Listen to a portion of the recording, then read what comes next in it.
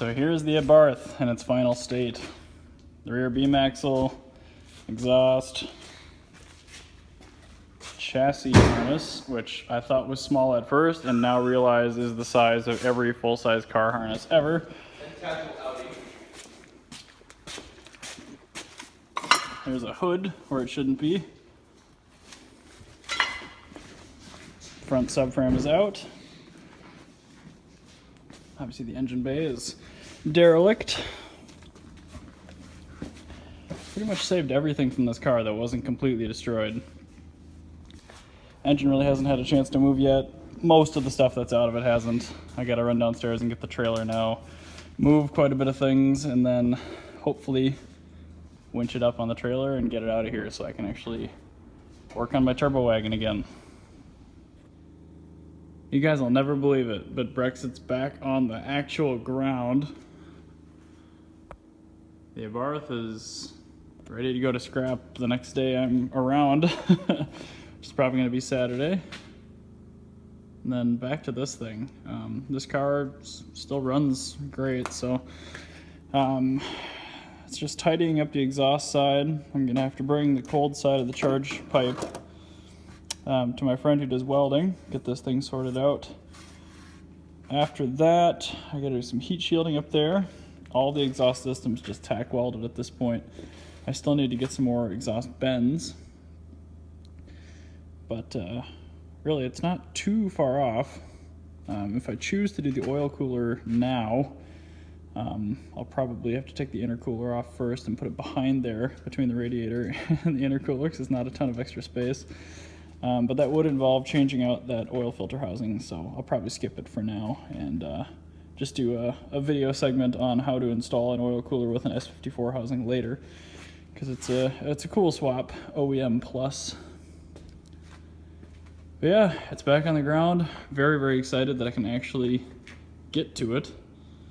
I'd like to get the Porsche up here and do an oil change and a couple little things as well, but that'll be my motivation to actually get this car a little more sorted. But anyway, the Abarth is done. Still definitely some remnants of the car hanging around here, but hoping to get all that put away. If you know anybody looking for a full Abarth drivetrain, let me know. I'm not sure if I'm gonna end up doing anything with it, so I may just sell it. But once Brexit's running and driving under his own power, I can bring it downstairs and wrench on it in my spare time and then have this space free for other stuff. And I gotta figure out what to do with that S54, a whole bunch of weird stuff. So that, and I'd like to clean up a little bit here. It's getting a little dirty with all these projects. So there's my update for tonight anyway. Well, after almost a month of farting around with the Abarth and the Unicorn, I'm finally back to focusing on Brexit.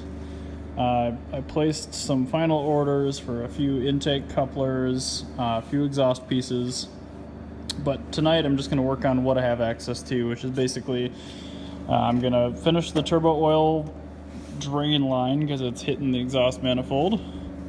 I'm going to pull the injector rail back out. I'm going to turn the key and just make sure they're still leaking down before I replace them.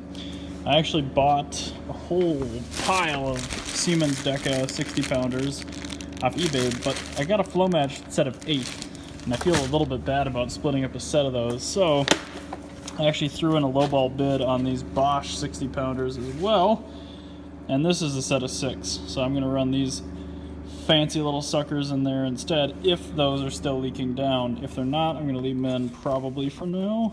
Maybe I'll still replace them. But anyway, injectors. Bolt the exhaust manifold onto the head completely. Right now it's only got maybe half the nuts on it. I may have to move the downpipe a little bit to get that done. That's still kind of tacked together. It's not fully, done up yet. The turbo has only got one bolt on it right now, holding it to the exhaust manifold just for fitment. I still have to put in this gasket in between there and then bolt it down, obviously, with 4 hole bolts. On this side, you can ignore this little coupler here. That is not how it's going to be, obviously. This is going to end up being probably a 2-inch to a 3-inch 45, and then just a really small piece of 3-inch pipe. and then another 3-inch 45 up here. Those are on order. This here is just going to become a 3-inch 45. Hose clamps on that. Bob's your uncle. As far as the catch can, since this stuff becomes pressurized with the turbo, I'm going to have to do some Googling to see how people deal with this. I think they just pinch off this little hose here, and probably both of them, honestly, and then just run a 1-inch rubber hose to a catch can, which I haven't purchased yet because I have to, figure out where I'm going to put it. Got lots of room, but not in the right areas. And I don't think I have to do anything with the belt drive, but if I do, chuck that thing on as well. I think I just took this hose off to do the crankshaft position sensor for diagnostics, so I'll probably put that back on. I could fill it with coolant, but I don't have the late model expansion tank yet. That's on order. What else? I think that's pretty much it for topside. I do have a bin full of shifter stuff. Right now, the transmission, drive shaft, and everything are in the car. There's no actual shifter rod on it. Pardon the mess of Fiat parts in here. You'll never believe it, but when you part out the car, a lot of bolts and parts come out of it. So, this is a bin I brought with from my home shop, which is literally just piles of OEM BMW shifters. So I'm gonna dig through there for hopefully a 328 or an M3.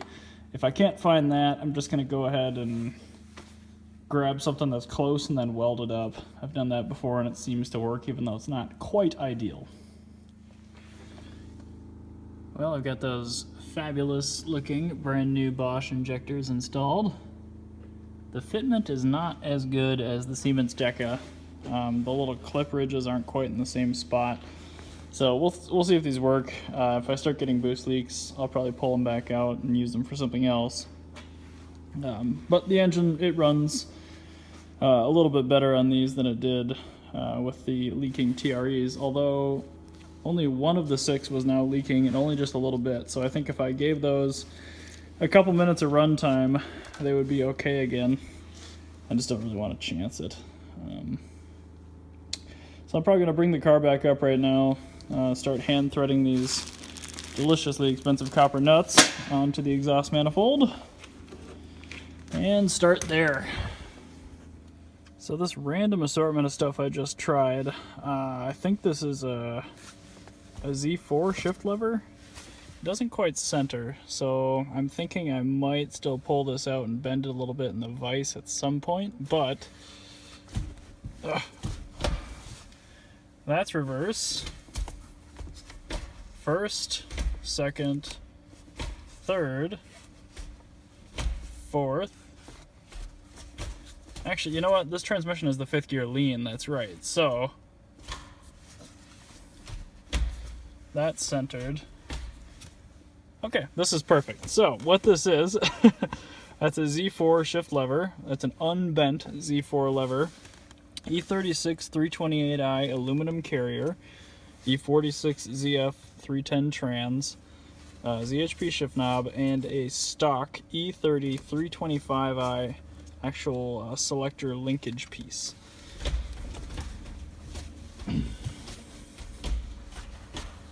Wow, that feels really, really good. Very notchy.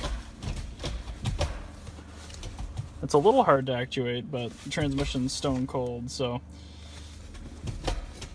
there is that. That'll work.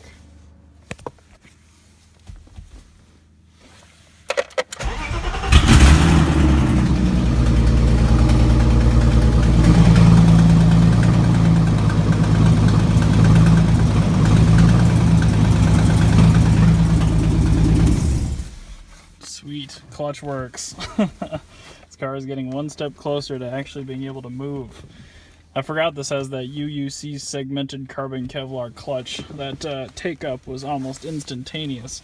That's going to take some getting used to, and it's a lot to think about when you're driving on the wrong side of the car with the shifter in the wrong hand. I wish me the best of luck once this thing's actually done. Hopefully I don't die. Should be a lot of fun though. Well, I got most of the nuts on the studs, and then I remember that I'm missing some studs. I ordered 335i N54 studs because they're a little bit easier to thread in. However, I'm having trouble finding the package right now, so once again at a standstill. However, I think there is enough room for me to pop this oil cooler in without really having to undo anything else. Oh, come on.